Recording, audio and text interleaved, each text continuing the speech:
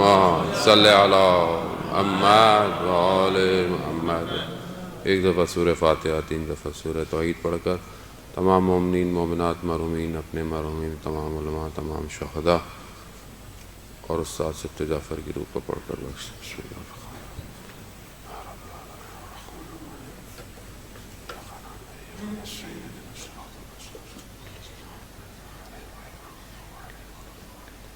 بسم اللہ الرحمن الرحیم قل هو اللہ احد اللہ الصمد بسم اللہ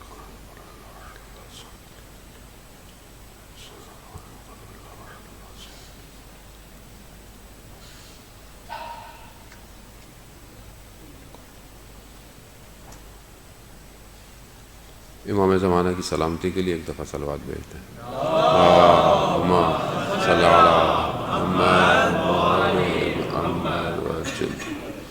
لا حول ولا قوة الا باللہ العلی العظیم۔ حسبنا اللہ ونعم الوکیل ونعم المولا ونعم النصیر۔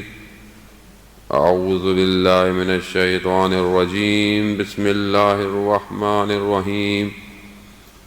الحمد للہ الذی یؤمن الخائفین وینجی الصالحین وجزاء المستکبرین ویہلک ملوقا ویستخلف آخرین۔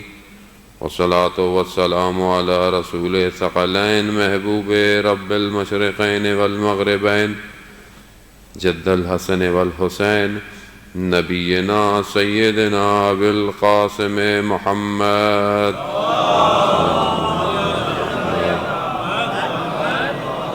وآلہ الطیبین الطاہرین المعصومین لا سیما بقیت اللہ فی الارضین روحی وارواحنا لتراب مقدم الفدا ولعنت اللہ علی اعدائهم اجمعین من الآن الى قیام یوم الدین۔ بسم اللہ الرحمن الرحیم۔ رب اشرح لی صدری ویسر لی امری واحلل عقدۃ من لسانی یفقہوا قولی۔ اما بعد فقد قال اللہ تعالی فی کتاب الحکیم والقرآن المجید یا ایھا الذین آمنوا اتقوا اللہ وکونوا مع الصادقین۔ صلوات بھیج دیں محمد۔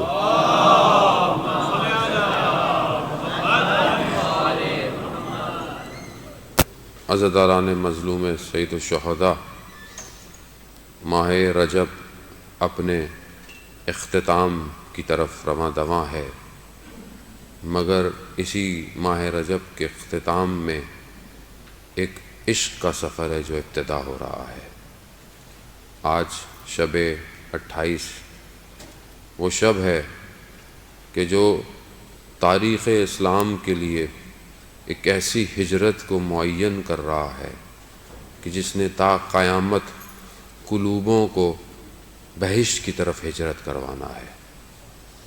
خوب امام کا ہجرت کرنا کوئی مادی مقصد نہیں تھا، خود امام نے اپنے اقوال میں اس کو بیان کیا کہ میں کس ہدف کی خاطر مدینہ چھوڑ رہا ہوں۔ مدینہ سخت تھا امام حسین کے لیے چھوڑنا۔ وہ انشاءاللہ خدا توفیق دے کہ ہم اس پہ بات کر سکیں۔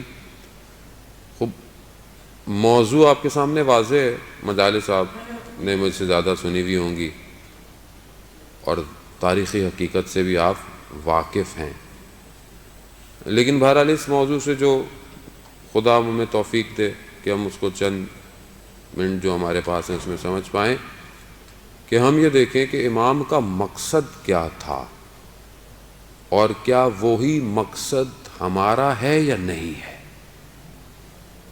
ہسٹری میں آپ کو سناؤں، تاریخ سناؤں اور آپ سنیں اور گھر کے چلے جائیں اور اس ہدف تک نہیں پہنچ پائیں کہ جس کے لیے امام نے قیام کیا، تو پھر فائدہ نہیں ہے، کیونکہ ہمارا بھی وہاں پہنچنا ضروری ہے۔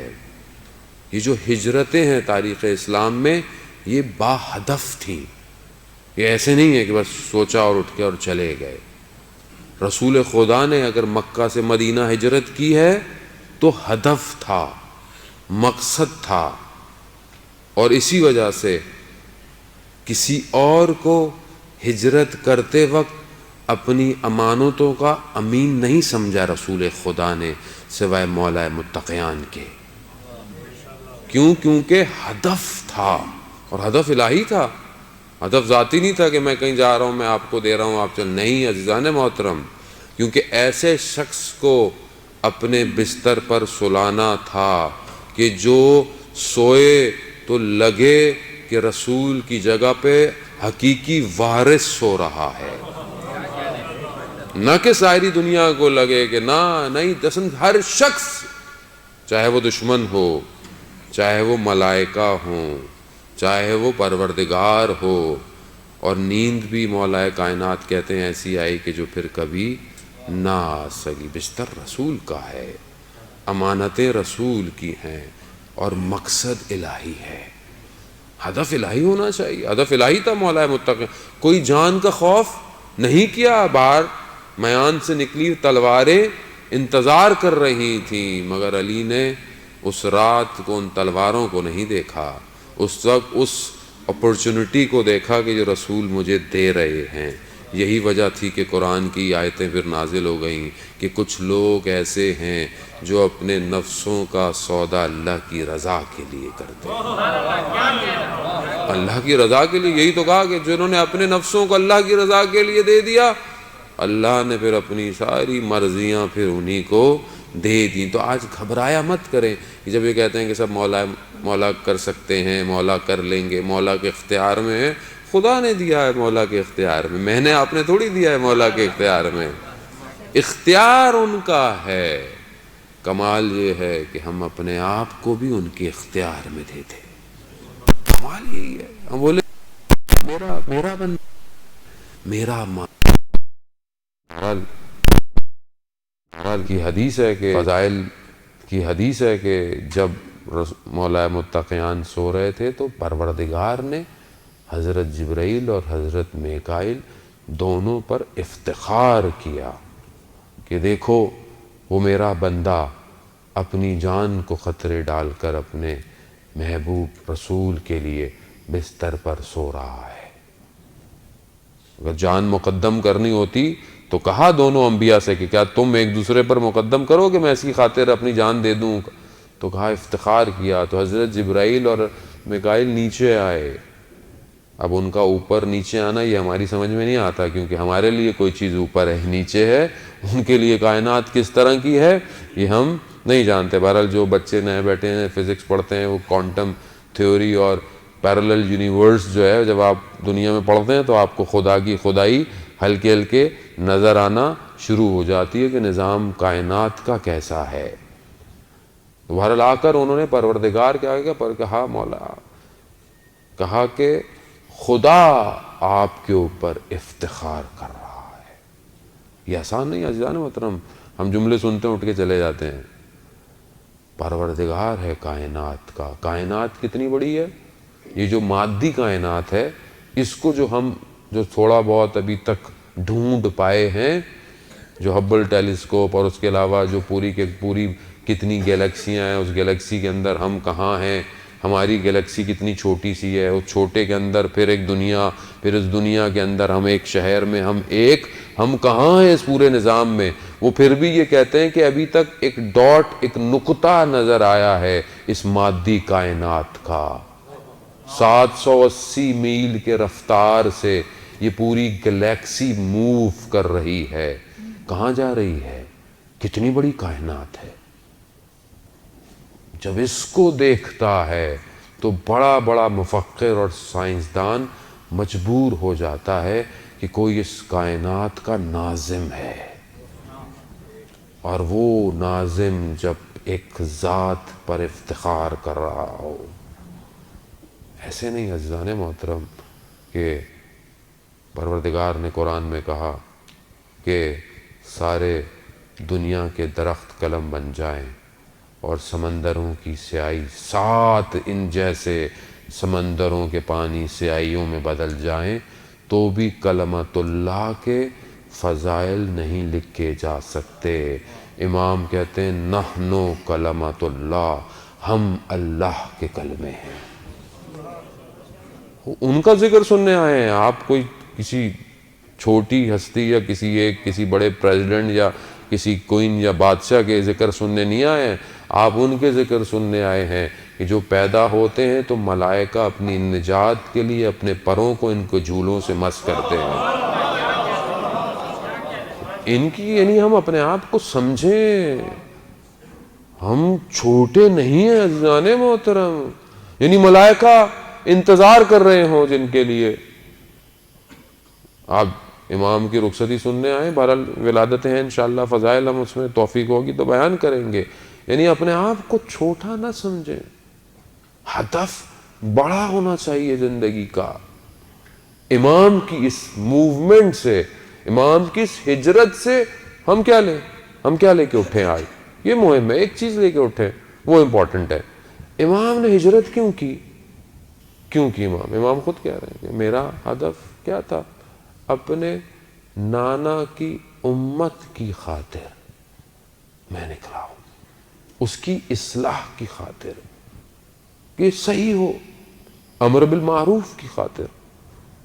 میری زندگی میں اصلاح ہے، میری زندگی میں اپنی اصلاح ہے، میری زندگی میں اگر اپنی اصلاح نہیں ہے تو پھر میں خدا نہ خواستہ امام کے ہدف کے لیے میں اپنا قدم نہیں بڑھا رہا۔ ہجرت دو طرح کی ہیں، ایک ہجرت مادی ہے، یعنی آپ لوگ ماشاءاللہ ہجرت کر کے آئے ہوئے، اپنے گھروں سے، اپنے شہروں سے، اپنے ملکوں سے اٹھ کے آئے، کیوں آئے؟ وہ مادی، یعنی رزق کمانے کے لیے، تاکہ اپنے آپ کو کر سکیں، اپنی فیملی کو سپورٹ کر سکیں۔ خوب اسلام منع نہیں کرتا، اسلام حلال رزق اور نان نفقے کے لیے گھر سے نکلنے کو واجبات کہتا ہے، حتیٰ انسان رزق حلال کی تلاش سے راستے میں مارا جائے تو حق پہ مارا جاتا ہے، واجب ہے، لیکن حلال رزق ہو، حلال کے لیے ہو۔ لیکن اگر یہ ہجرت ایک نیک کام کے لیے تھی اور اگر واجبات چھٹ جائیں تو یہ مادیت پھر صرف مادیت رہ جائے گی۔ آج بہت سارے لوگوں نے ہم سے کہتے بھی ہیں، لوگوں نے ہجرتیں کی، یہاں سے نکلے، میں ملکوں کا نام نہیں لوں گا، خام خبر لوگ بعض اوقات برا مان جاتے ہیں، ویسٹ چلے گئے، یورپ چلے گئے، ملک چھوڑ دیے، کیوں؟ کیونکہ لائف اچھی ہو سکے، زندگی اچھی ہو سکے، بچوں کو اچھا سپورٹ کر سکے۔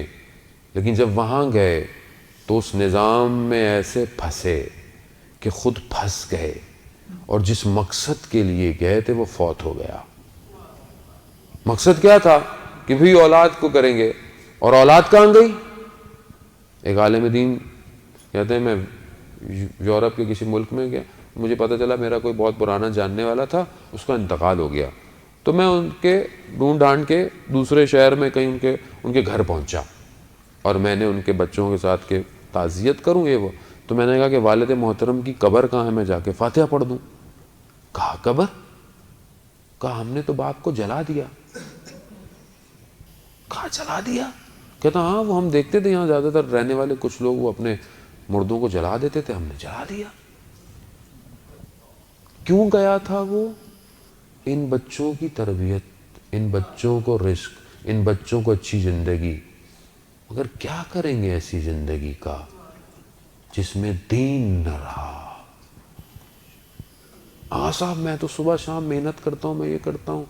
عزیزان محترم، دال کھا لے آدمی، لیکن برکت ہونی چاہیے،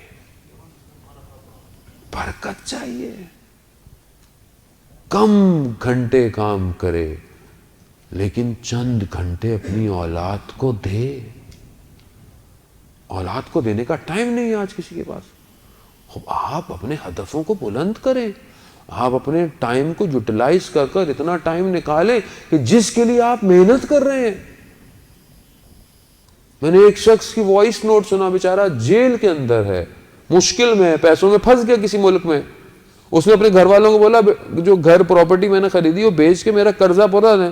گھر والوں نے کیا کہا؟ ایک ہی تو چھت ہے ہمارے پر، ہم اس کو بیچ دیں۔ باپ زندان میں ہے، اس لیے باہر گئے تھے، اس لیے ہجرت کی تھی۔ کس لیے ہجرت کی تھی؟ مگر اسلام کی ہجرتیں کس لیے تھیں؟ اسلام کی ہجرتیں اسلام کے لیے تھیں۔ وہ مکہ میں مشکلات تھی، مدینہ میں اسلام قائم کرنا تھا، بہترین ہو گیا۔ امام حسین نے اپنے جد کے، اپنی جگہ کو، اپنے سب کچھ جہاں تھا چھوڑ دیا. کس لیے؟ اسلام کے لیے. اب ٹھیک ہے آپ جائیں، اچھی جگہوں میں پڑھائیں، اچھی یونیورسٹیز میں پڑھائیں، سب کچھ دیں، مگر جب اس کے پاس آخرت نہیں ہوگی تو آپ اس دنیا کو کہاں لے کے جائیں گے؟ یہ دنیا تو ایک دن روئی کے گالوں کی طرح بکھر جائے گی، پہاڑ ریزہ ریزہ ہو جائیں گے، بڑی بڑی اسکائی اسکریپرز بلڈنگیں ہوا میں بکھر جائیں گی، سب فنا ہو جائے گا. مگر کیا یقین نہیں ہے؟ یا تو بولے میں یقین نہیں ہے، ہمیں اس پہ یقین نہیں ہے، یہی زندگی ہے، تو پھر ہم بحث ہی نہ کریں. لیکن یقین ہے، کیونکہ پھر بھی میں اپنی بلڈنگ بنانے میں لگا ہوا ہوں. عزیزان محترم، قبر بنائیں، وہ بلڈنگ ہے کہ جو ہم فیہا خالدون کو جوڑے گی. یہاں پہ میں رہ لوں، دین نہ ہو. لیکن ایسا نہیں ہے، یہ کلی نہیں ہے کہ میں نے ایسے لوگوں کو بھی یورپ میں دیکھا کہ واقعاً جنہوں نے ہجرت کے اندر ہجرتیں کی، یعنی گویا وہاں گئے لیکن وہاں جا کر سختیاں جھیل کر اپنے گھروں کو امام بارگاہوں کے قریب رکھا. کیوں قریب رکھا؟ کہ کم از کم جمعرات کو بچہ دعائے کمیل سننے جائے گا، ہفتے اتوار کو مدرسے والے اسکول میں جائے گا. اور میں نے ایسے بچے دیکھے عزیزان محترم، ایسے بچے موجود ہیں جو وہیں پہلا بڑے بڑے، وہیں کی یونیورسٹیز، وہیں کا سب کچھ، مگر میں نے ان سے دیندار اپنے شہروں میں بھی ایسا بچہ نہیں پایا. کمال ہے. کیوں؟ کیونکہ انہیں سمجھ میں آ گیا کہ اگر یہاں بچانا ہے تو دین ہی ہے جو بچے کو بچائے گا. دین سے منسلک رکھو. اس لیے ہم کہتے ہیں بچوں کو لے کر آیا کریں مجلسوں میں، نہ چھوڑ دیں بچوں کو. بعض امام بارگاہوں میں بچوں کے لیے کنڈر گارڈن بنایا ہوتا ہے کہ بچوں کو یہاں چھوڑ دیں، وہ کنڈر گارڈن میں رہتا ہے، بڑا ہو کے کسی اور گارڈن میں رہتا ہے. وہ پھر یہاں بٹھائیں اس کو خوب شور مچاتا ہے، مچانے دیں. ایک دفعہ بیٹھے گا، 2 دفعہ بیٹھے گا، 4 دفعہ، اسے بھی ادب آ جائے گا کہ مجلس میں کیسے بیٹھتے ہیں. مگر مجھے اور آپ کو میرے والدین مجلسوں میں نہیں لے کے گئے تھے کیا؟ ہمیں نہیں آگے بٹھایا تھا کہ بیٹا بیٹھو جیسا بھی ہے؟ ہمیں تو نہیں پتا تھا، ہمیں تو نہیں پتا ہوتا تھا. مجھے یاد ہے میں چھوٹا سا تھا، ایک مجلس میں بیٹھا ہوا تھا، میں رو رہا ہوں آگے بیٹھا ہوا، مجھے ذاکر نے اٹھا لیا وہاں سے. نہیں پتا اس کا وہی اٹھانا میرے لیے آج یہاں بیٹھنے کا مناسبت بن گیا. اٹھایا اس نے لوگوں کو دکھایا کہ یہ بچہ کیوں رو رہا ہے حسین کے لیے. میرا کمال نہیں ہے عزیزان محترم، ماں باپ کا کمال ہے. یہ ضروری ہے ذکر کو اور ان ایام کو بتاتے رہیں. ہم لوگ خود متدین لوگ، مسلمان لوگ، پتہ ہی نہیں ہوتا ہم لوگوں کو تاریخیں گزر جاتی ہیں. ہمارے ہاں جو ہے وہ بعض اوقات تاریخوں میں خوشیاں ہو رہی ہوتی ہیں، بعض ایام میں ہم ایک دوسرے کو برتھ ڈے وش کر رہے ہوتے ہیں. خدا کا خوف کریں کہ شہادت امام ہے. آپ کی میری برتھ ڈے کہاں ہے؟ یہ سال گرا تو سال گرا ہے، یعنی ایک سال گر رہا ہے، اس پہ خوشی نہیں منائیں، اس پہ روئیں کہ کیا کیا میں نے پچھلے سال اور اب میں کیا کر رہا ہوں. مولا متقیان حضرت علی ابن ابی طالب علیہ الصلوۃ والسلام، اللہم صلی علیہ، کہ اگر تمہارا آج تمہارے کل سے بہتر نہیں تو تم خسارے میں ہو. خسارے میں ہوں میں اگر آج میرا کل آج سے بہتر نہیں ہے. فکر نہیں ہے، تفکر نہیں ہے، ذکر نہیں ہے، عبادت نہیں ہے. یہ نہیں کہ آپ صبح شام مصلی پہ بیٹھے رہیں، نہ، لیکن جتنی بھی عبادت کریں کنسنٹریشن کے ساتھ، تفکر کے ساتھ، چاہے تھوڑی دیر ہو، اور اپنی اطراف کی زندگیوں میں نظر ڈالیں. مشکل میرے ہدف میں ہے، خدا کیا نہیں ہے مشکل. میں مشکل میں ہوں. آغا صاحب میرا کام نہیں چل رہا، میرا کام سلو ہوا ہے، میرے آفس میں یہ مسائل ہو رہے ہیں، میرے گھر میں یہ مشکلات ہو رہی ہیں. عزیزان محترم، کبھی تھوڑی دیر تنہائی میں بیٹھیں، اپنی طرف نگاہ ڈالیں، اپنے اندر نگاہ ڈالیں. آپ کو خود اپنی گراہیں نظر آنا شروع ہو جائیں گی. کیونکہ ہم اپنی طرف نہیں دیکھتے، ہم سب باہر دیکھ رہے ہیں. اس نے ایسا کیا، وہ ایسا کرتا ہے، وہ ایسا ہے، یہ ایسا ہے. اور جو تھوڑا بہت ہمیں تنہائی کا ٹائم ملتا ہے وہی ہم ٹی وی دیکھتے رہتے ہیں. اور ہمارے ٹی وی میں کیا دکھاتے رہتے ہیں؟ وہ ہمیں تو گھمائے جا رہے ہیں بار بار. ہم تو ذہنی طور پر فقیر ہو گئے اور ہمارے پاکستانی ٹی ویوں کے اینکر جو ہے وہ کروڑ پتی ہو گئے. ہم سے دیکھ رہے ہیں, ہمارا شعور ہی نہیں ہے. ہم اپنے شعور کو بلند کریں. عزیزان محترم, اس امام کے ماننے والے ہیں کہ جس نے اپنا سب کچھ خدا کی توحید کے لیے قربان کیا تھا, جس کی نگاہیں عرش پر تھیں, جس کے لیے عرش پر لکھا ہوا تھا ان الحسین مصباح الہدی و سفینۃ النجات, عرش پہ لکھا ہوا ہے. اور میں خاک میں اپنے آپ کو ڈھونڈ رہا ہوں. بلند کریں اپنی سوچوں کو. ہدف مہم ہے. میری زندگی کا ہدف کیا ہے؟ میں کیوں پیدا ہوا ہوں؟ میں کیوں یہ کام کرتا ہوں؟ میں کیوں پڑھ رہا ہوں؟ پتہ ہونا چاہیے مجھے, تاکہ میں اسی کے اندر سے اپنے زاویے نکالوں.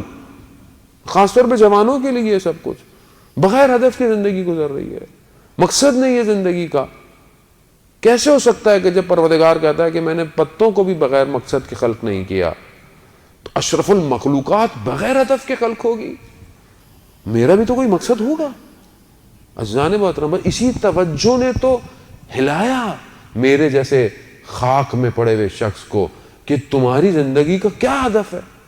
یہی ہے کہ صبح جاؤ نوکری کرو, شام کو گھر آؤ, واپس آؤ, پھر گھومو.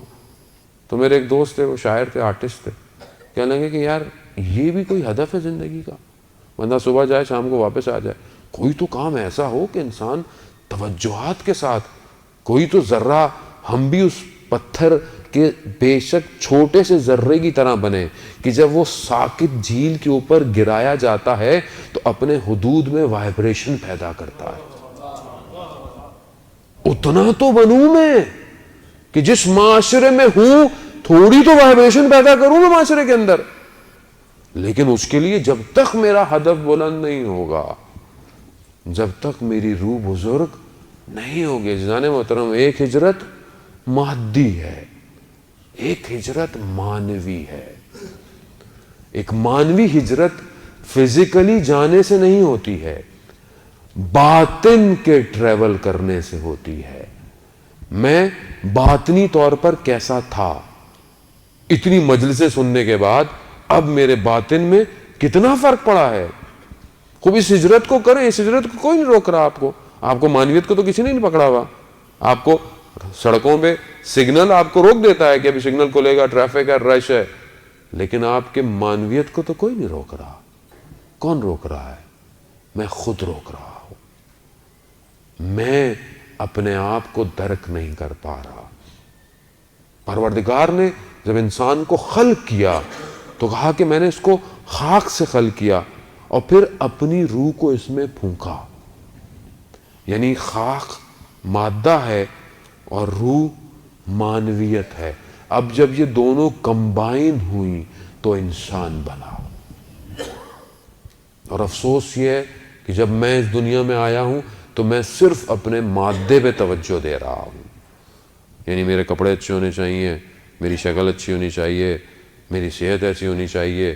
میں لقمہ کا ذائقہ تو صرف یہیں تک ہے, پیچھے جا کے تو سب ایک جیسے ہیں.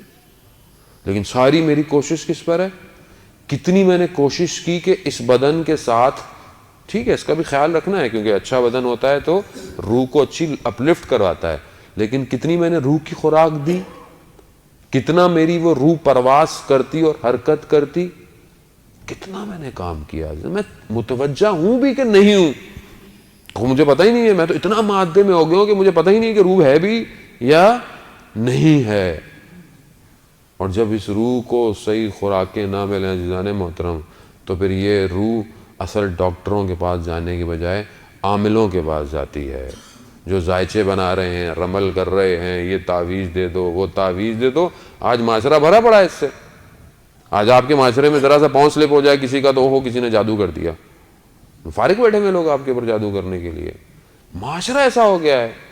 روح کو کہیں نہ کہیں تو جانا ہے, جب اس کو صحیح جگہ نہیں ملے گی تو وہ, اور سب نے اپنی دکانیں بہترین بنائی ہوئی ہیں. ایک ایک پتھر جو ہے وہ لاکھوں کروڑوں کا بیچ دیتی ہے پبلک. یہ پہن لیں آپ کی زندگی گئی. سوچیں آپ اشرف المخلوقات پتھروں کا محتاج ہو گیا. وہ سنت ہے پہننا, جو مولا نے کہا اس کو پہنیے, سنت ہے. مومن کی نشانیوں میں سے عقیق پہننا, وہ مومن کی نشانی بنے، نہ کہ غلامی بن جائیں کہ یہ ہوگا مولانا صاحب پتھر پہنے کیا ہوگا پتھر. میں نے کہا ہمیں تو خود نہیں پتا. مولانا صاحب پتھروں کی شناخت ہے آپ کو؟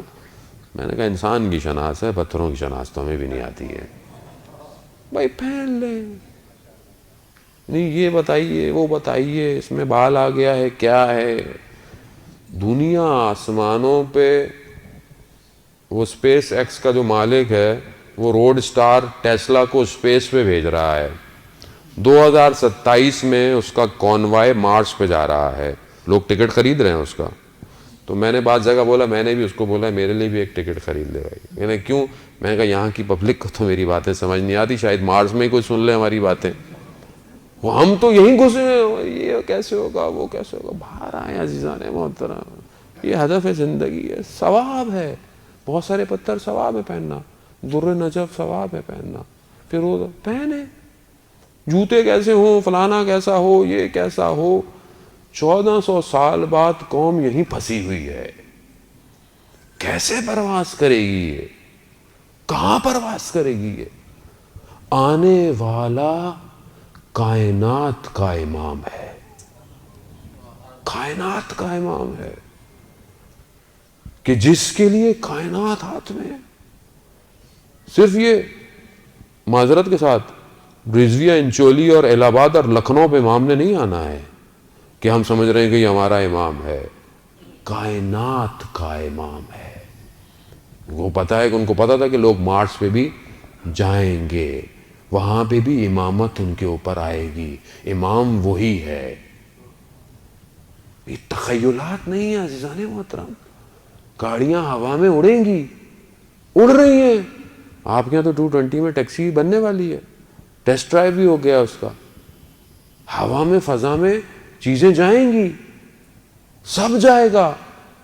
میں کہاں پرواز کر رہا ہوں یہ مہم ہے. کیا میرے حدود اس مادے میں پھنسے ہوئے ہیں یا نہیں؟ میرا وجود ملاکوت میں پرواز کرنا چاہتا ہے.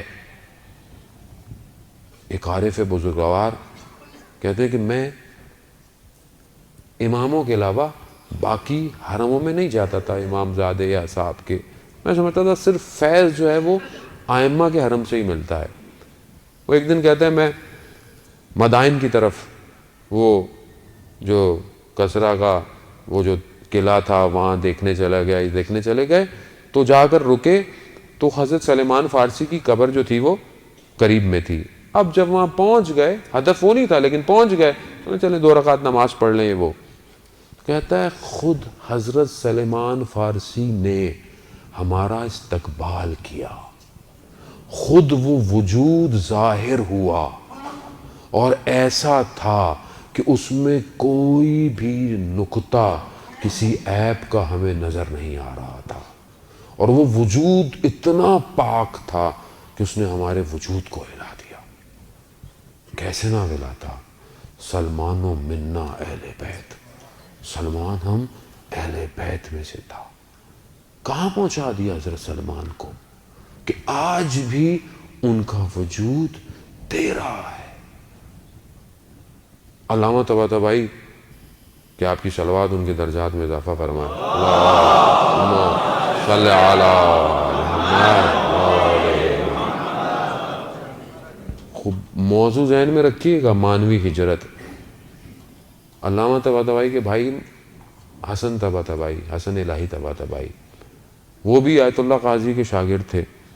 تو انہوں نے شاگرد سے پوچھوایا کہ استاد سے پوچھو کہ یہ جو حضرت سلیمان نبی جو تھے، یہ جو پرواز کرتے تھے اپنی پوری کیبنٹ کو لے کے، یہ مادی تھا یا مانوی تھا؟ یعنی صرف روحانی تھی یعنی کوئی مادی فیکٹر بھی تھا؟ تو استاد نے کہا کہ اس وقت کے دور میں جو مخلوقات تھیں ان میں سے ایک ابھی باقی ہے، تو میں اس سے پوچھ کے بتاؤں گا. وہ شاگرد کہتا ہے کہ ہم ساتھ ساتھ چلے پہاڑوں میں، وادیوں میں کہیں، تو دیکھا کہ ایک عجیب سی مخلوقات آئی اور استاد نے کہہ رہا پتہ نہیں کس زبان میں گفتگو کی. پھر واپس آئے، کہا کہ میں نے اس سے پوچھا، یہ اس وقت موجود تھا. اس نے کہا کہ پروردگار نے ہوا کو حضرت سلیمان کے لیے تسخیر کیا ہوا تھا، ہوا کنٹرول میں تھی، اسی لیے اس ہوا کے کنٹرول کے ساتھ وہ اس ہوا پر پرواز کرتے تھے۔ عالم دین ہے، اور یہی تو تھا آیت اللہ قاضی کا دعویٰ کہ میں وہ سوالات جانتا ہوں جو ظہور کے وقت امام زمانہ سے کیے جائیں گے۔ مانوی پرواز ہے۔ میں کتنی پرواز کرتا ہوں مانوی، کتنی لیئرز لگی ہوئی ہیں جن کو میں بریک کر رہا ہوں، جو میری رکاوٹ ہیں۔ میں خود مسئلہ ہوں عزیزان محترم، اپنے رزق کے لیے میں خود رکاوٹ ہوں، اپنے معاملات کے لیے میں خود رکاوٹ ہوں، اپنی اولاد کی تربیت کے لیے میں خود رکاوٹ ہوں، اپنے گھر میں اخلاق کے لیے خود میں رکاوٹ ہوں۔ کب میں اپنی صفائی کروں گا؟ کیسے کریں؟ مولانا صاحب نمازیں تو پڑھتے ہیں، روزے بھی رکھتے ہیں، یہ بھی کرتے ہیں، وہ بھی کرتے ہیں، کیا کریں؟ مجھے پتا ہے بہت میں اٹھوں گا تو پھر میرے پاس میسج آنا شروع ہو جائیں گے، کیا کریں یہاں پہ آپ ہی بتائیں۔ ظاہر ہے ہم ہی بتائیں گے، اور کون بتائے گا؟ اگر ہم نہیں بتائیں گے تو ایک جگہ مجلس پڑھنے کا 13 مجلسیں پڑھنی تھی، پہلی مجلس میں ہم نے بولا کہ کچھ سوال کے جواب ہیں ہم یہ بتائیں گے، لیکن ہر روز آنا پڑے گا، اور پبلک ہر روز آتی رہی۔ ہم نے بولا آخری دن بتائیں گے، آخری دن بہت مجمع رش پڑ گیا۔ بہرحال وہ تو ہم نے جو بھی ان کو بتایا نہیں بتایا، لیکن ذہن کو کہ بھائی سوالوں کے جواب آپ کے اپنے پاس ہیں، میں آپ کو نہیں بہتر جانتا، آپ خود اپنے آپ کو بہتر جانتے ہیں، آپ بہتر جانتے ہیں آپ کی مشکل کیا ہے۔ میرا ہدف صرف نشاندہی کرنا ہے، میں صرف نشاندہی کر سکتا ہوں کہ یہ مشکل ہے، مشکل کو خود ڈھونڈیں، خوب آئیے دیکھیے خدا کیا چاہتا ہے اس ہدف تک پہنچنے کے لیے۔ صلوات بھیج دیں محمد والے محمد۔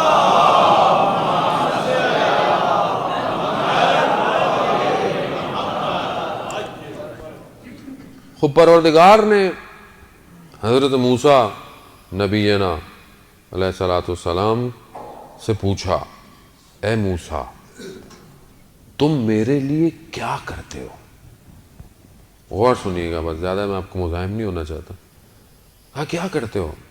حضرت موسیٰ نے کہا کہ پروردگار میں تیرے لیے نماز پڑھتا ہوں، تیرے لیے روزہ رکھتا ہوں، تیرے لیے صدقہ دیتا ہوں، تیرے لیے جو ہے وہ ذکر کرتا ہوں۔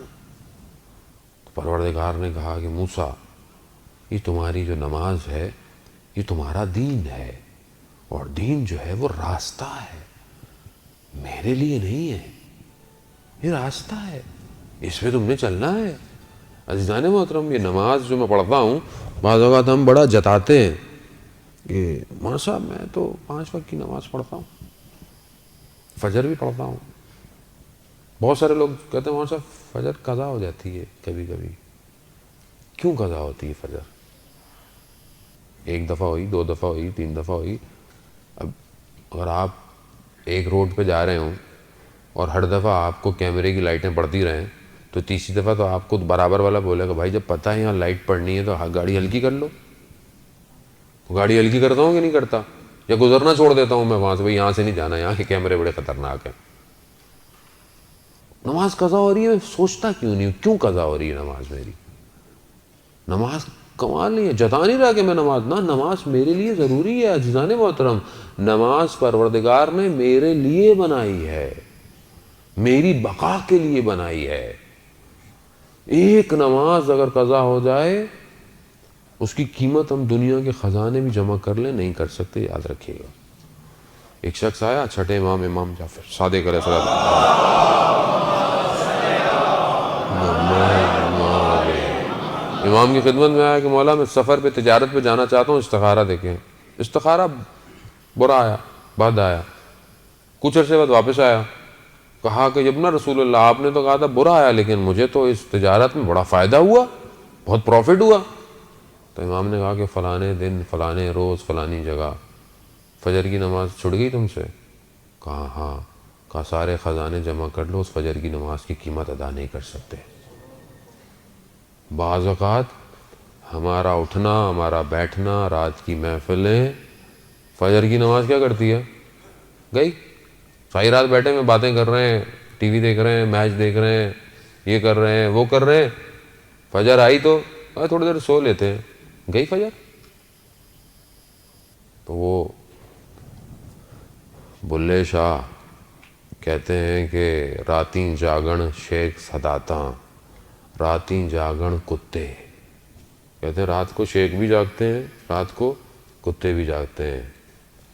چلوے بلیا یار منا لے، بازی لے گئے کتے.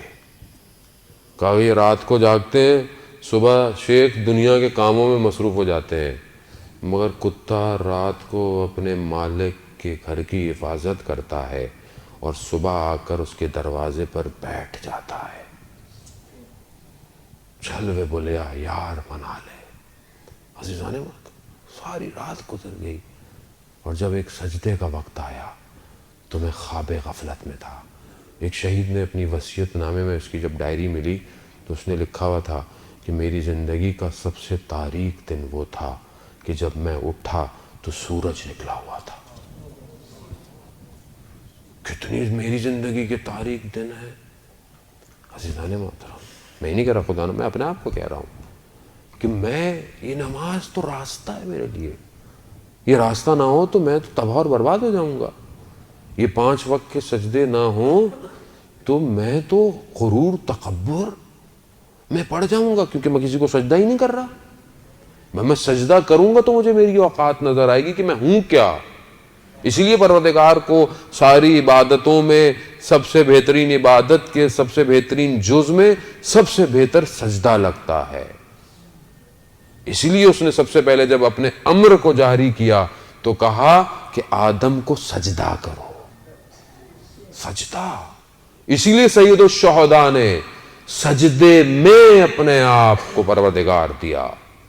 اسی لیے مولا کائنات نے کوفہ کی مسجد کے اندر سجدے میں ضربت کھائی، بتایا دنیا کو کہ دیکھو سجدہ مہم ہے اور ہم خود مخلوق ہیں اس کی، اسی لیے اس کو سجدہ کر رہے ہیں. سجدہ کریں عزیزان محترم. خوب کہا کہ یہ تو نماز تمہارے لیے ہے.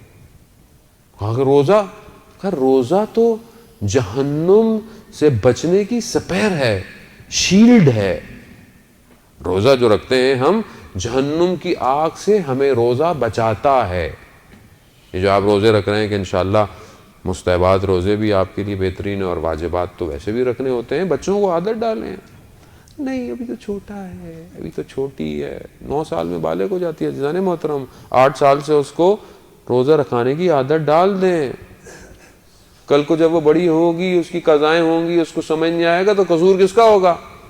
وہ تو روزے قیامت بولے گی میرے ماں باپ نے مجھے تعلیم نہیں دی روزہ رکھنے کی، میں تو رکھ سکتی تھی. نہیں ابھی تو چھوٹی ہے، یہ ہے وہ ہے، ابھی تو بچہ یوں ہے. نماز میں آئے تو بھگا دیتے ہیں بچوں کو ہم سامنے سے، سجدے کا لے کے بھاگ جاتا ہے. تو ایک آپ ہاتھ میں رکھ لیں جب بچہ بھاگ رہا ہے بار بار، اس کو پڑھنے دے، محبت دے، ماحول بنائیں. افطاری کا، سحری کا نہیں بھی رکھتا اٹھائیں، اسے پتا ہو کہ یہ کیا ہے. ہمیں ایسے ہی رکھوائیں روزے مگر آپ لوگوں نے ایسے نہیں رکھے کہ سب گھر والے اٹھتے تھے، حتیٰ پڑوسی بھی اٹھتے تھے. ہمیں یاد ہے ہم چھوٹے ہوتے تھے، ہم پڑوسیوں کے گھر چلے جاتے تھے کیونکہ گھر میں ماحول بنایا ہوا ہوتا ہے افطار اور سحر کا. ماحول بنائیں. تو کہا یہ تو موسیٰ جہنم کی آگ سے بچانے کے لیے میرے لیے. کہا صدقہ تو جو دیتا ہے دنیا میں وہ قیامت میں اس کے اوپر سایہ ہوگا، اس کے لیے. کہا ذکر نور، ذکر تو نور ہے جو اس جگہ پر کام آئے گا. عزیزان محترم یہ واقعہ میں پہلے بھی آپ کی خدمت میں شیخ عباس قمی کا بیان کر چکا ہوں. پچھلے دن ہم نے استاد سے تھوڑا سا اس میں کچھ تبدیلی کے ساتھ سنا. کہتے ہیں کہ 2 قزوین کے طالب علم تھے، مشہد مقدس میں پڑھتے تھے. پرانی بات ہے، اس ٹائم لائٹ فائٹس اتنی نہیں ہوتی تھیں. ایک شمع گلیوں میں روشن کی جاتی تھی اور رات تک وہ شمع، اس کا جو تیل ہوتا تھا وہ ختم ہو جاتا تھا. تو وہ کہتے تھے کہ ہم جہاں رہتے تھے ہم نے یہ عہد کیا ہوا تھا کہ ہم اپنے مدرسے سے مشہد میں مولا کا حرم ہے، ہم فجر وہیں پڑھیں گے۔ تو کہتے وہ 10 منٹ کا راستہ صبح کے وقت اتنا اندھیرا ہوتا تھا کہ برابر والا نہیں دکھائی دیتا تھا، ہم دیوار کے سہارے پکڑ پکڑ کر آدھے گھنٹے میں حرم پہنچتے تھے۔ کہتے ایک دن ہم رات کو اس طرح نکلے جانے کے لیے تو ہم نے دیکھا کہ دور سے کوئی نظر آ رہا ہے، جہاں برابر والا نظر نہیں آتا تھا وہاں سے کوئی شخص چلتا ہوا نظر آ رہا ہے، اس کے وجود سے کوئی نور نکلتا تھا اور پھر بجھ جاتا تھا، پھر نور نکلتا تھا، پھر بجھ جاتا تھا۔ جیسے ہی قریب دیکھا تو وہ کوئی اور نہیں تھا، وہ شیخ عباس قمی تھے جو سبحان اللہ لا الہ الا اللہ کہتے تھے تو ان کے وجود سے نور نکلتا تھا۔ شیخ عباس قمی جانتے ہیں نا کون ہے؟ مفاتیح الجناح کی جو دعاؤں کی زیارتوں کی کتاب ہے، آج ہر گھر میں، آج ہر مسجد میں، آج ہر موبائل میں مفاتیح الجناح موجود ہے۔ اس بندے کا اخلاص تھا جس کی کتاب آج پوری دنیا میں موجود ہے، شیخ عباس قمی۔ ذکر ایسا کیا کہ وجود کو نورانی کر دیا۔ بار ہمارے استاد کہتے ہیں پھر بھی یہ نور پھر بھی دنیاوی نور ہے، قیامت کا نور کچھ اور ہے۔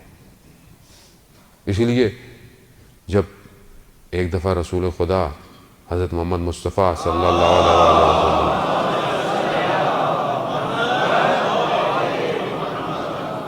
جب اپنی بیٹی کے گھر آئے تو دیکھا بیٹی بڑی پریشان ہے، حضرت سیدہ پریشان ہے۔ کہا بیٹی کیوں پریشان ہو؟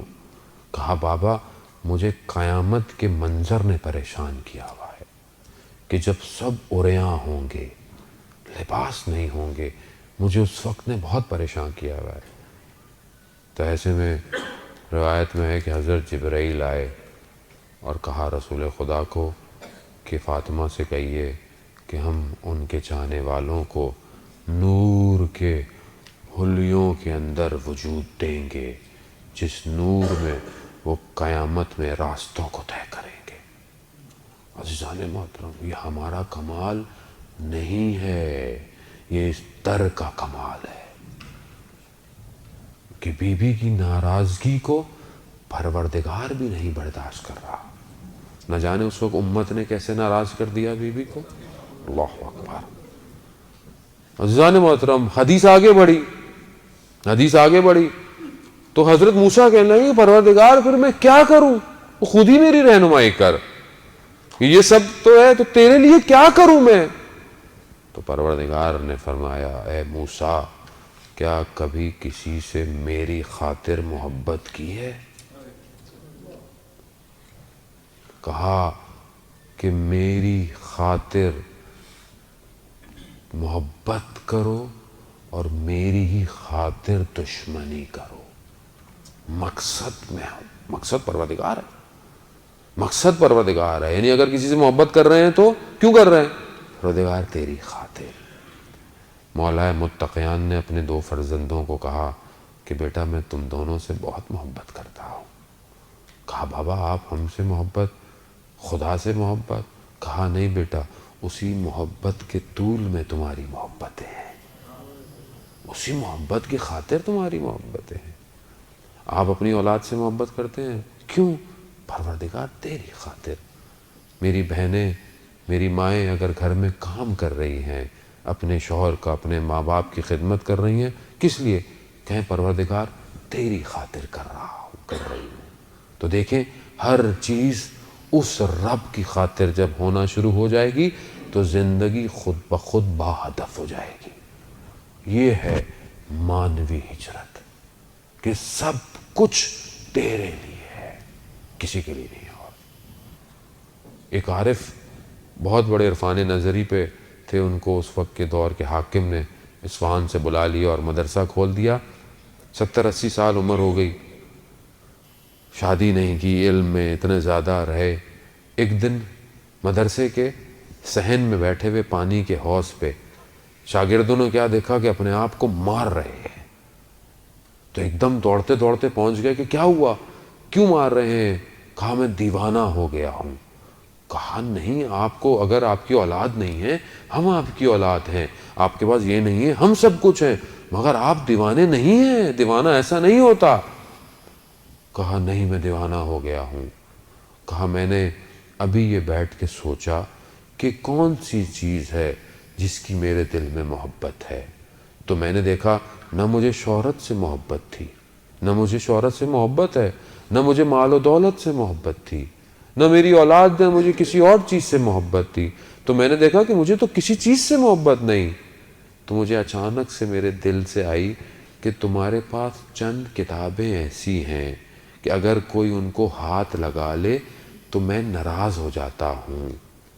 80 سال کہہ رہا ہے میرے گزر گئے، میں دیوانہ نہیں تو اور کیا ہوں کہ جو چند کتابوں کی محبت پہ اس محبت کو. میرے آپ کے دل میں بھی ایسے ہی جانے محترم بعض اوقات چھوٹی چھوٹی چیزوں سے.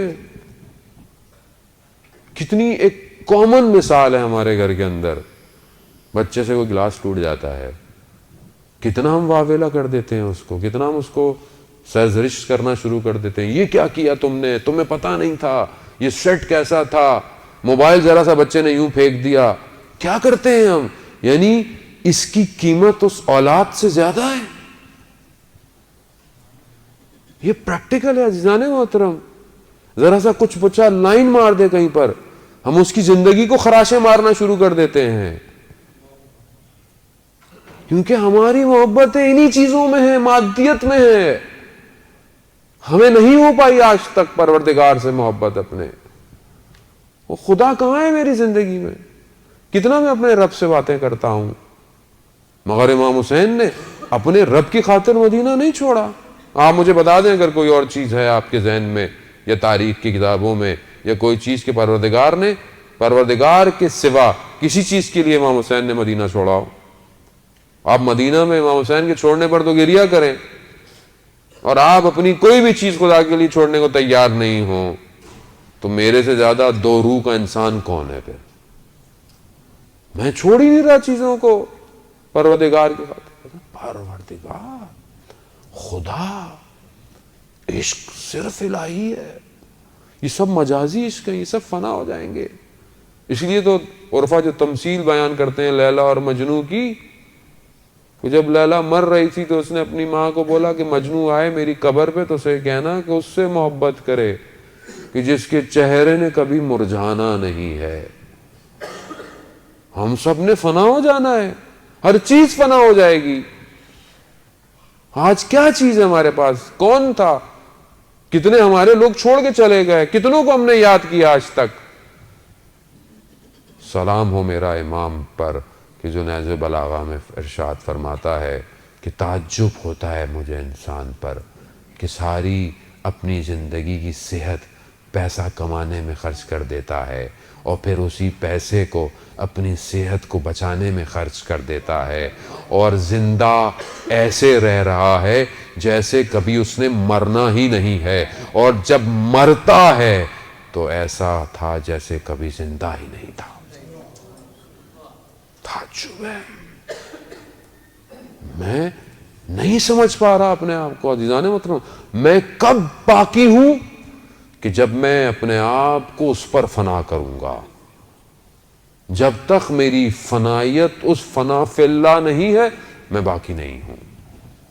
آیت اللہ قاضی رضوان اللہ تعالیٰ علیہ کے بیٹے بتاتے ہیں کہ آخری وقت میرے والد محترم کا سینہ سیاہ ہو گیا تھا. اتش اتش اتش کرتے تھے، یعنی پیاس پیاس، اور پانی پیتے تھے تو پیاس بجھتی نہیں تھی. کہا کہ جب دنیا سے گئے تو اصل لقاء اللہ ہوا اور وہ پیاس بجھ گئی. میں کتنا انتظار میں ہوں کہ پروردگار میں تجھ سے ملاقات کرنا چاہتا ہوں. میں کتنی مقصد انسان کیا ہے؟ وما خلقت الجن والانس الا لیعبدون، کہ میں نے انسان اور جن کو خلق ہی نہیں کیا مگر سوائے اپنی عبادت کے. عبادت کیا ہے؟ بندگی ہے، عبودیت ہے. میرے بندے بنو، میرے غلام بنو، نہ کہ اپنے نفس کے خواہشات کے، نہ سٹیٹس کے، شہرت کے، گاڑی کے، گھر کے، موبائلوں کے غلام بنو، میرے غلام بنو. میں کتنا غلام ہوں اپنے پروردگار کا، اور میں مولا کا ماننے والا ہوں. مگر میں نے آج تک مناجات امیر المومنین کھولی بھی نہیں ہوگی کہ جس میں میرا مولا کہہ رہا ہے مولا یا مولا انت المولا وانا العبد وهل يرم العبد الا المولا. اے میرے مولا تو میرا مولا ہے، تو میرا مالک ہے، میں تیرا بندہ ہوں، مگر کیا تو رحم نہیں کرے گا جبکہ تو میرا مولا اور میں تیرا بندہ ہوں. مولا یا مولا انت الرازق انا المرزوق وهل يرم المرزوق الا الرازق. تو رازق ہے، میں مرزوق ہوں، رزق چاہنے والا ہوں، مگر کیا تو رحم نہیں کرے گا جبکہ تو رازق ہے. عزیزان محترم، وقت نکالیں اپنے لیے، اس مانوی ہجرت کے سفر کو شروع کریں ورنہ دیر ہو جائے گی. اور وہ جو آنے والا ہے وہ آپ سے آپ کی مانوی ہجرت مانگ رہا ہے. ایسے نہیں مدینہ چھوڑا امام حسین نے، سخت تھا امام حسین کے لیے مدینہ چھوڑنا. وہ مدینہ کہ جس میں امام حسین کو رسول اپنے کاندھوں پہ بٹھاتے تھے، وہ مدینہ کہ جس پر امام حسین اگر ذرا سا گرتے تھے تو رسول خدا خطبہ چھوڑ دیتے تھے، وہ مدینہ کہ جس میں رسول خدا سجدے میں اور امام حسین آ کر سجدے پر بیٹھ جاتے تھے تو وہی آتی تھی ذکر کو طلانی کر دو. کیا وجہ تھی؟ رسول خدا دنیا کو حسین کی عظمت دکھانا چاہتے تھے. موروثی حسین کو اس کے نانا کے شہر سے نکلنا پڑ گیا. یہ میرے آپ کے لیے سننا عزیزان محترم بڑا آسان ہے. تاریخ بتاتی ہے کہ کس طرح امام حسین علیہ السلام نے مدینہ چھوڑا ہے. کئی دفعہ اپنے نانا کے روزے پر گئے. اللہ اکبر. نہیں، ہم تو پڑھ نہیں سکتے. نہ جانے کس طرح اپنے آپ کو اپنے نانا کی قبر پہ گرایا حسین نے، اور کیا کہا ہوگا. جملے آپ کے سامنے مقاتل کے اندر موجود ہیں. میں تو حال دل بیان کر سکتا ہوں کہ سوچو امام حسین نے کہا ہوگا کہ میرے نانا، کہ وہ مدینہ جس میں آپ نے مجھے سیر کرائی، وہ مدینہ جس میں آپ نے میری اتنی عظمت کو دکھایا ہوگا، آج آپ ہی کی امت نے مجھے مجبور کر دیا، نانا میں آپ کا شہر چھوڑ کے جا رہا ہوں. اور چھوڑ کے جانے والے کو یہ امید ہو نا کہ اس نے آنا ہے تو وہ دوسرے طریقے سے جاتا ہے، لیکن جس کو یہ پتا ہو کہ اب میں نے آنا نہیں ہے، اب میں جا رہا ہوں. یہ آپ اپنے شہروں سے، گھروں سے آئے نا، اپنے والدین سے مل کے آئے ہوں گے. آپ کے بھی تو دنیا سے لوگ گئے بھی ہوں گے مرحومین، آپ قبر پہ بھی جاتے ہوں گے اور اپنے ماں باپ، اپنے آبا و اجداد کی قبر پہ فاتحہ پڑھتے ہوں گے کہ انشاءاللہ خدا توفیق دے میں دوبارہ آؤں گا. اور آپ جاتے بھی ہوں گے. آپ کے جو عزیزی ماں باپ یا کوئی رشتہ دار ہوں تو آپ فوراً جا کر کوشش کرتے ہوں گے پہلے اپنے باپ کی قبر پہ جاؤں، پہلے اپنی ماں کی قبر پر جاؤں. کیوں؟ بہرحال میں بڑی دور سے سفر کر آیا ہوں. عزیزان محترم، آپ کو تو امید ہے، مگر میرے حسین کو یہ امید نہیں، قطعی یقین تھا کہ میں نے اب واپس نہیں آنا. تبھی تو روایتوں میں ہے کہ کئی دفعہ جانا ہوا اور اتنا گریہ کیا کہ غش کھا کر گر گئے. اللہ اکبر، اللہ اکبر. کس طرح میرے مولا اپنے نانا سے جدا. اور آپ خود تصور کریں ان قدموں کا چلنا، اس روزے سے چل کر واپس آنا گھر تک، تو شاید ہو سکتا ہے امام کے ذہن میں وہ سب رنگ اور سب بچپن کی تصویریں آنا شروع ہو گئی ہوں گی کہ یہ وہ وقت تھا، یہ وہی مدینہ تھا کہ جس میں جو ہے ہم گھر کے اندر موجود تھے اور دروازے کو جلایا گیا. اللہ اکبر. ارے کس طرح کیا کیا یاد آتا ہوگا حسین کو، کتنی اس گلیوں سے محبت ہوگی حسین کو. نہ جانے جب کوچہ بنی ہاشم سے گزرے ہوں گے تو کیا سوچا ہوگا. میری تو ہمت نہیں سادات ہونے کی وجہ سے کہ میں اپنی ماں کی مظلومیت کو پڑھوں. ارے کوئی اپنی ماں کی مظلومیت بھی بیان کر سکتا ہے. میں امام زمانہ سے معافی مانگوں گا مولا میرے اندر طاقت نہیں وہ بنی ہاشم کے واقعے بیان کروں. ہاں نہ جانے کس طرح امام حسین آئے ہوں گے, اس گھروں میں آئے ہوں گے, وہ وقت بھی یاد آیا ہوگا, وہ مدینہ بھی یاد آیا ہوگا جب بھائی حسن کے بدن کو تیروں سے پیوست لائے ہوں گے. نہ جانے تیر نکالنا یاد آیا ہوگا, اور کتنے وہ لمحات جو اپنے بھائی کے ساتھ گزارے وہ بھی یاد آئے ہوں گے. اجرکم اللہ. عزیزان محترم رو لیجئے, 28 رجب ابتدا ہے کربلا کی. اب آپ کا رونا شروع ہو گیا. میں اور آپ تو آج رو کر چپ ہو جائیں گے. ارے یہ اہل بیت آباد سے اپنے گھروں سے جو گئے ہیں نہ جانے کس طرح چہرے دوبارہ نظر نہیں آئے مدینہ کو. آج مدینہ جس علی اکبر کو دیکھ رہا ہے اب وہ علی اکبر نہیں آئے گا.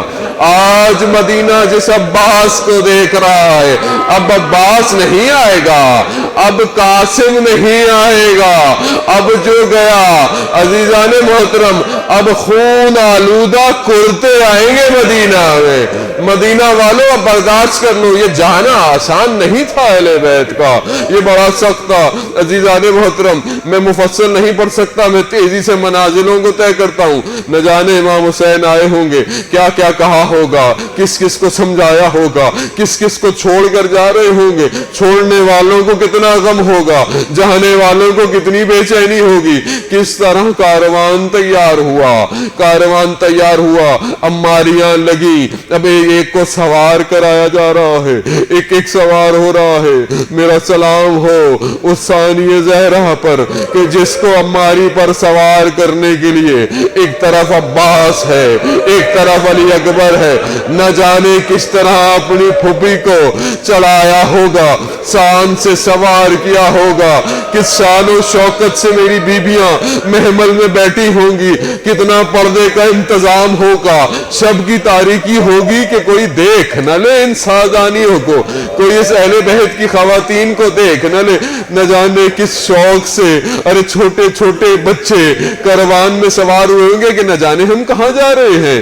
کتنی خوشی ہوگی بعض کو کہ ہم شاید کہیں اور جا رہے ہیں, شاید کوئی اور اچھی جگہ ہوگی. مدینے والے تو جفا کر رہے ہیں, مدینے والے تو ظلم کر رہے ہیں. یقیناً بابا حسین کو جنہوں نے خط لکھے ہیں انہوں نے ہمارا بڑا اچھا انتظام کیا ہوگا. وہاں ہمارا بڑا خیال رکھا جائے گا, وہاں ہمیں پانی بھی ملے گا, وہاں ہمیں کھانا بھی ملے گا. آزاداروں یہ تو بچے تھے نا, ان بچوں کو کیا پتا. ارے ان بچوں کو تو عاشورہ کے بعد پتا چلا ارے ہمیں کس نے بلایا تھا اور کیوں بلایا. ارے لٹ گیا کاروان. ارے اب وہ جو شان و شوکت کی سواریاں, ایک 28 رجب کو کاروان کا چڑھنا اور 11 محرم کو کاروان کا چڑھنا. اب کوئی کھڑا ہوا نہیں ہے کہ جو میری بیوی کو سوار کر دے. میری بیوی نے ادھر ادھر دیکھا تو ہوگا نا کہ علی اکبر کہاں ہو, عباس کہاں ہو. تو ہو سکتا ہے کہ مقتل میں لاشیں تڑپنا شروع ہو گئے, شاید علی اکبر تڑپ رہا ہو, عباس نہر کنارے تڑپ رہا ہوگا کہ میری بہن مجھے دیکھ رہی ہے. نہ جانے کس طرح میری بیوی ان سواریوں پر سوار ہوئی اور کس طرح گزارا گیا. مگر جیسے ہی یہ لشکر مقتل سے گزرا تو اب کیا دیکھا, میری بیوی نے اپنے آپ کو اس سواری سے نیچے گرا دیا. ایک بدن ہے کہ جس کے سر پر سر نہیں ہے, خاک میں اتنا لپٹا ہوا کہ کربلا کی ہوائیں اڑ رہی ہے. ارے ایسا بدن تھا کہ وہ چھوٹی سی بچی جو اپنے باپ کے سینے پہ سوتی تھی وہ اپنی پھوپھی سے کہتی ہے پھوپھی یہ کس کا بدن ہے. ارے یہ حاضر حسین, ارے یہی تو حسین ہے.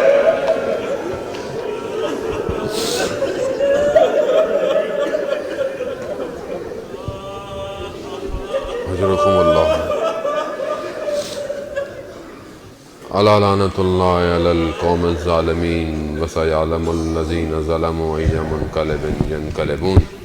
پروردگار امام زمانہ کے ظہور میں تاجیل عطا فرما، ہمیں ان کے ناصروں ان کے مددگاروں میں شمار فرما۔ پروردگار جو پریشان حال ہیں ان کی پریشانیوں کو دور فرما۔ پروردگار جو بے روزگار ہیں انہیں رزق حلال عطا فرما، جو برسر روزگار ان رزق میں ترقی اور کشادگی عطا فرما۔ پروردگار جو بے اولاد ہیں حضرت علی اصغر کے صدقے میں انہیں اولاد صالح اور نیک عطا فرما۔ بہت سارے لوگ مریض ہیں اور کچھ کے آپریشنز ہو رہے ہیں، کچھ بستر پر ہیں، کچھ کینسر میں ہیں، کچھ لیور ٹرانسپلانٹ میں ہیں، کچھ کوما میں ہیں۔ پروردگار آج تجھے اپنے اس حسین کی روانگی کا واسطہ، پروردگار ان کو جلد سے جلد صحیح سالم اپنے گھروں تک پہنچا۔ پروردگار جتنے بھی لوگ اسیر میں ہیں، قیدوں بند میں ہیں، پروردگار اسیران کربلا کے صدقے میں جلد سے جلد ان کو رہائی عطا فرما۔ پروردگار دنیا میں جہاں جہاں بھی مسلمان مشکل میں ہیں، پریشانی میں ہیں، امام حسین کا واسطہ تجھے پروردگار ان سب مسلمانوں کی جان مال عزت آبرو کی حفاظت فرما۔ پروردگار جو بھی اس دنیا میں دین کی خدمت کر رہے ہیں، چاہے کوئی ایک شخص گیٹ پہ کھڑا ہوتا ہو، چاہے وہ کیمرے کے پیچھے کھڑا ہوتا ہو، چاہے وہ اپنی کوئی بھی ڈیوٹی دیتا ہو، نیاز بناتا ہو، گھر سے کسی کو لے کر آتا ہو، کسی بزرگ کو لے کر آتا ہو، چاہے وہ انتظامیہ ہو، چاہے وہ شخص ہو، چاہے وہ پولیس ہو، چاہے وہ اوقاف ہو، پروردگار جو بھی اس کار خیر میں اپنا حصہ ڈال رہے ہیں ان کی توفیقات میں اضافہ فرما۔ پروردگار جہاں جہاں بھی ماتم، عزاداری، نوحہ، منقبت، سلام ہو رہا ہے، پروردگار ان محفلوں کی تو خود اپنی حفاظت فرما۔ پروردگار ہماری ان محفل اور مجالس کو کوئی مقصد نہ دے سوائے اس مقصد امام حسین علیہ السلام کے، تاکہ ہم قیامت کے دن اپنے امام کے آگے پروردگار شرمندہ نہ ہوں کہ ہم مجلس محفلیں تو نام حسین پر کرتے تھے مگر مقصد ہماری اپنی ذات اور اپنی نفس تھی۔ پروردگار ہمیں نفس کی خواہشات سے امام حسین کے صدقے میں بچانے کی توفیق عطا فرما۔ پروردگار ہمارے جوانوں کو علی اکبر کی سیرت پر چلنے کی توفیق عطا فرما، ہماری ماؤں بہنوں کو بی بی سیدہ اور ثانیہ زہرا کی سیرت پر چلنے کی توفیق عطا فرما، ہمارے بوڑھوں کو حبیب ابن مظاہر کی سیرت پر چلنے کی توفیق عطا فرما۔ پروردگار ہمیں کوئی غم نہ دے سوائے غم حسین کے۔ پروردگار ہمیں زیادہ سے زیادہ ائمہ کی زیارات، حج اور عمرہ کرنے کی توفیق عطا فرما۔ پروردگار جو بھی حاضرین مجلس اپنی جائز خواہشات کو لائے ہیں، ان تیرے محبوب کے دروں کا واسطہ، اس امام حسین کا واسطہ کہ جس کی کشتی، جس کی نجات کی کشتی تمام کشتیوں میں سب سے تیز کشتی ہے، اس نجات کی کشتی کا واسطہ ان سب کی حاجات کو آج کی شب اپنی بارگاہ میں قبول اور مقبول فرما۔ آخر میں ایک دفعہ سورہ فاتحہ پڑھ کر تمام مومنین، مومنات، محرومین، اپنے محرومین، تمام علماء، تمام مراجع، تمام شہداء اور یہ سیانی فیملی کے ممبرز کو، مرحوم محمد سبطین مرزا ابن مرزا دلاور حسین کو، مرحوم رضا حسین ابن سلیمان سمانی اور ہمارے انتظامیہ شاکر بھائی کے والد اور صابر بھائی کے والد اور جو بھی انتظامیہ میں خاص طور پہ کام کر رہے ہیں، ان سب کے محرومین کو اپنے مدد رکھتے ہوئے استاد سبط جعفر کی روح کو پڑھ کر بخشیں۔ بسم اللہ الرحمن الرحیم، الحمدللہ رب العالمین، الرحمن الرحیم، مالک یوم الدین، ایاک نعبد و ایاک نستعین، اہدنا الصراط المستقیم۔